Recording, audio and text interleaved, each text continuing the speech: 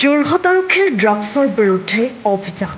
যোৰহাটৰ ঢাকাপট্টিৰ পৰা গ্ৰেপ্তাৰ 3জন ড্ৰাগছ সৰবৰাহকাৰী।